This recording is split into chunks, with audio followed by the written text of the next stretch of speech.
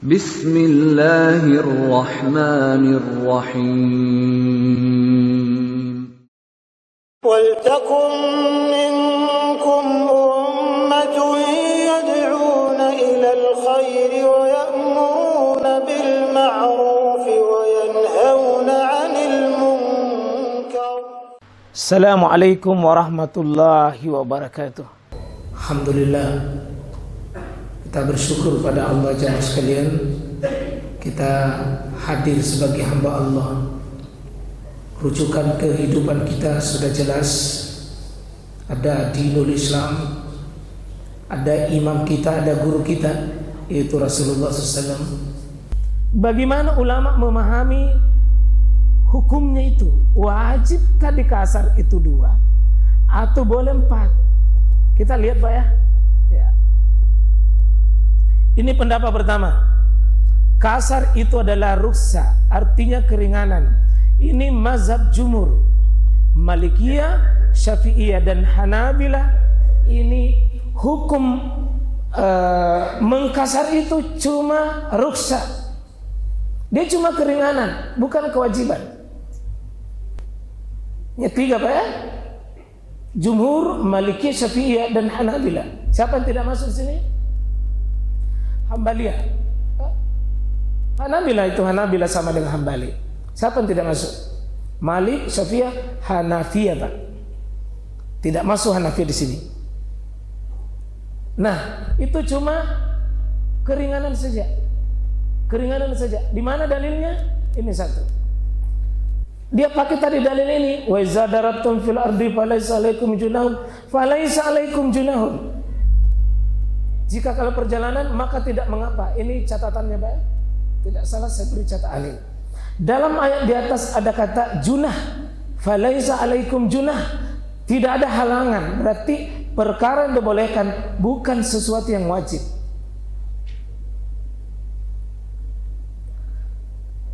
Pakai dalil yang kedua, pakai hadis. Shadaqatun tasaddaqallahu biha 'alaikum faqbalu shadaqata. Ini dalilnya masih dipakai hadis. Itu 4 menjadi 2 sedekahnya Allah. Dan sedekahnya Allah itu adalah paling berat Anda terima. Terima sedekah dari Allah itu. Karena ada yang berdalil ini Pak. Sedekah itu yang namanya sedekah pemberian. Pemberian itu coba kita lihat apa catatannya. Catatan, menurut hadis di atas, kasar itu sedekah, berarti sedekah itu bukan perkara wajib. Ini caranya jumhur memahami. Caranya jumhur memahami bahwa namanya sedekah itu tidak wajib. Kita coba lihat apa yang ketiga. Apa yang ketiga? Disebutkan bahwa sami'tu Abdul Ar-Rahman bin Yazid yaqulu salla bina Uthman ibnu Affan radhiyallahu anhu bimina. Ternyata ada seorang sahabat Pak dalam perjalanan itu beliau ini Uthman bin Affan itu sholat di Mina. Kan kalau kita di Mina itu Pak dua, tapi pernah ada sahabat di sini namanya Utsman itu sholat arba'a raka'atin. 4. Ya, faqila dzalika li Abdullah ibn Mas'ud radhiyallahu anhu. Dikatakan kepada Abdullah ibn Mas'ud. Jadi 2 sahabat ini Pak, sama-sama ini ahli. Utsman dengan sahabat Abdullah bin Mas'ud. Apa kata beliau? Fastarja. Itu Abdullah bin Mas'ud mengatakan istirja. Mengatakan innalillah wa inna ilaihi rajiun. Kenapa bisa Utsman 4? Nah sunnah 2. Faqala sallaitu ma'a Rasulillah SAW bimina raka'ataini. Kata Ibnu Mas'ud, saya ini bersama Nabi di Mina itu 2 rakaat. Wa sallaitu ma Abi Bakr Siddiqin radhiyallahu anhu bi Mina rakaatain. Saya sama dengan Abu Bakar 2. Wa sallaitu ma Umar bin Khattab radhiyallahu anhu bi Mina. Ini kan berbeda tadi dengan amalannya Utsman dengan amalannya sahabat ini Utsman. Semua itu 2. Ternyata Utsman 4. Nah, dua sahabat ini Pak sama-sama menyandarkan kepada Nabi Shallallahu Alaihi Wasallam tentunya. Nah, apa catatannya Pak? Dan ada tadi ada catatan yang dikatakan oleh Utsman, oleh Abdullah bin Mas'ud begitu tegas sampai innalillah wa inna rajiun. Apa beliau mengatakan? Fala itahazzi min arba'i raka'atani mutaqabbalitan. Apa kata beliau? Meskipun 4 dan 2 itu, apa kata beliau? Dua-duanya aku berharap diterima. Berarti Abdullah bin Mas'ud ini mengingkari itu 2, mengingkari 4, tetapi beliau mengatakan semuanya bisa diterima.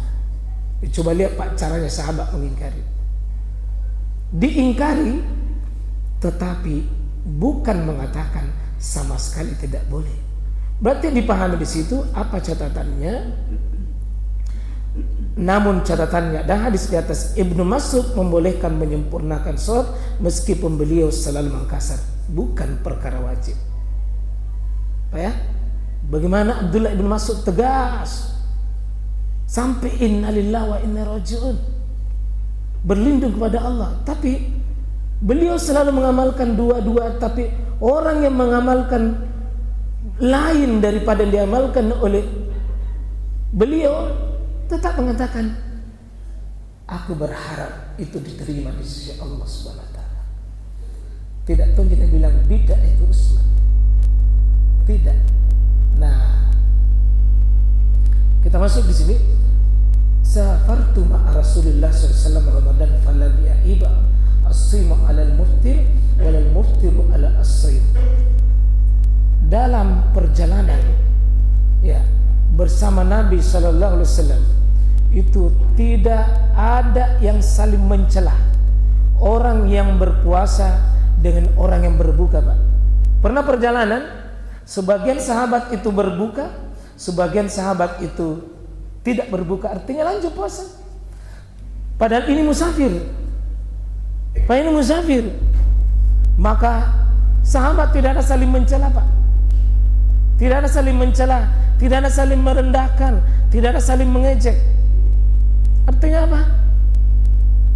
Begitulah orang mengerti dalil. Bukan tidak keras, bukan tidak tegas, nah pahami orang lain. Apa catatannya? Dalam hadis di atas bolehnya memilih berpuasa atau tidak menunjukkan bahwa mengkasar itu juga bukan sebuah kewajiban. Berarti metode yang dipakai oleh jumhur adalah metode kias antara kewajiban sholat dan puasa. Jadi dia bawa ke puasa dulu, disamakan hukum puasa. Sahabat pernah melakukan? Tidak semuanya berbuka. Dia hukum puasa ini dikiaskan ke hukum sholat. Nah, itu cara metode kias sebagai sesuatu yang dipilih. Nah, dari Aisyah bahwa mengatakan, aku keluar bersama Rasulullah SAW untuk mengerjakan umrah pada bulan Ramadan. Beliau berbuka sementara aku berpuasa. Coba lihat Pak, Nabi sendiri dengan istrinya. Nabi sendiri dengan istrinya. Beliau mengkasar sementara aku menyempurnakan sholat. Aisyah berkata, ayah dan ibuku jadi tebusannya. Engkau berbuka sementara aku berpuasa. Engkau mengkasar sementara aku menyempurnakan. Ya, Nabi berkata, engkau telah berbuat kebajikan, wahai Aisyah. Ini kan coba lihat Pak, bagaimana itu ada terjadi khilaf di kalangan suami istri. Tapi mereka ada saling menghargai. Kalaupun hadis ini ada masalah, tapi paling tidak ini tergambar dengan hadis-hadis yang sebelumnya kita sudah sampaikan. Ya, ya, baik. Itu berapa tadi Pak dalil yang dikemukakan oleh mengatakan cuma rusak? Berapa tadi Pak? Berapa tadi? Ayat Al-Quran, hadis-hadis Nabi Sallallahu Alaihi Wasallam, 2, 3, 4 tadi hadis.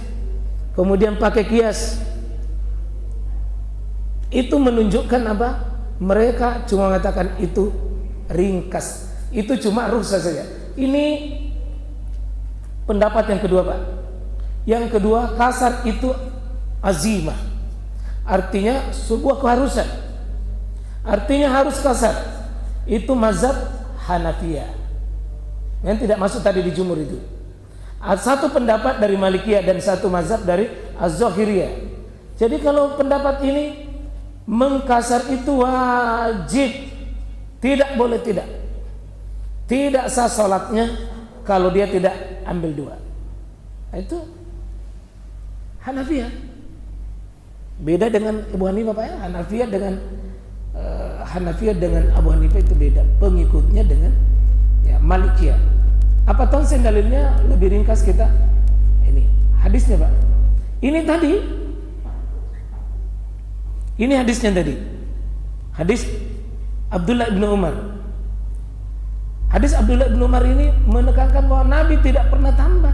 Yang begitu. Dua saja. Semua 4 Nabi, Abu Bakar, Umar, Utsman. Cuma 2 saja. Jadi kalau membaca satu hadis tapi tidak mau menerima yang lain, Pak, begini modelnya ini. Nah, sekarang kita lihat praktek Nabi dan para sahabat. Jika beliau musafir, beliau selalu mengkasar. Beliau cara pendekatannya begini. Nah, beliau juga pakai hadis yang sama. Hadisnya sama, dalilnya sama, cuma pemahamannya saja beda. Tadi itu mengkasar sholat itu sedekah Allah, maka sedekah Allah itu terimalah. Apa pemahamannya? Dalam di atas ada kata maka terimalah. Dia fakbalu dari Allah. Salah satu kesombongan jika menolak menerima pemberian dari Allah itu. Dia lihat sisi lain. Orang yang menolak menjadikan dua itu orang sombong, dan orang sombong itu adalah dilaknat oleh Allah. Nah, ini Pak, kalau kita memahami fikihnya, kita akan lapang ini. Yang ketiga, setiap ibadah itu ada kadarnya, seperti sholat subuh. Sholat subuh itu 2 rakaat Pak, tidak boleh menambah lebih dari itu. Sebagaimana halnya pada saat musafir tidak boleh menambah lebih dari 2, karena demikian ketentuannya. Menambah menjadi 3 itu masalah. Ini pemahamnya Hanafiyah dan Az-Zahiriyah. Zahirnya dia lihat, pemahamannya seperti itu. Ya, salat subuh itu 2 rakaat, Jumat itu 2, seperti itu, jangan ditambah.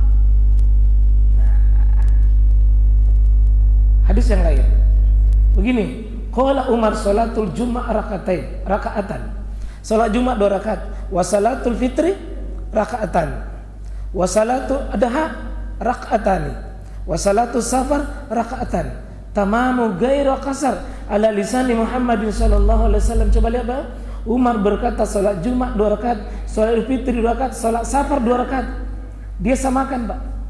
Itu semua adalah sempurna, bukan kasar, bukan diringkas menurut lisan Rasulullah SAW. Itu artinya jangan ditambah itu yang 2 itu. 2 saja. Jangan ditambahi. Salat Idul Adha itu jangan coba-coba kasih cukup 3, 4. Salat subuh cukup 2, Jumat cukup 2. Jangan ditambah.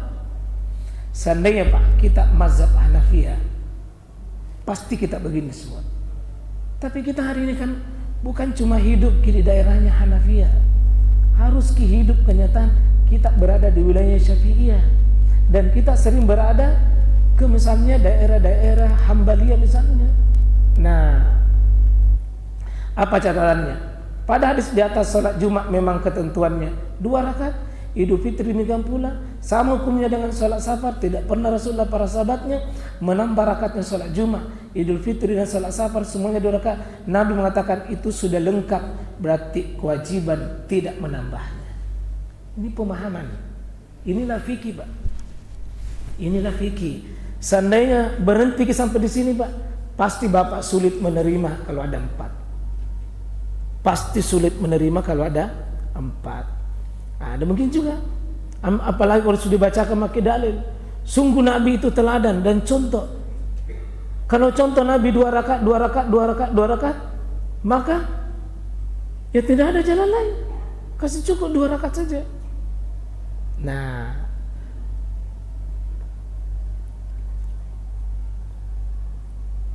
beribadah itu wajib ittiba. Nabi, para sahabatnya, beliau kasar 2 rakaat jika musafir dan tidak pernah beliau menambahnya. Bagaimana tuh jamaahnya istiqomah, Pak? Bapak pilih mana, 2 atau 4, Pak? 2 atau 4, Pak? Ya pasti ada 2 di sini, ada 4. Tapi kalau bisa hukum aslinya 2. Tapi jangan pernah kita menyalahkan seandainya ada orang mengambil 4. Mungkin nanti akan ada penjelasan kapan itu berakhir masa 2, kapan berhenti itu 2, kembali ke hukum asal 4. Ikuti episode penjelasan akan datang. Karena kadang-kadang kita bingung berapa hari sebenarnya saya mengkasar, berapa hari sebenarnya. Nanti ulama rinci data-data itu supaya kita insya Allah ya,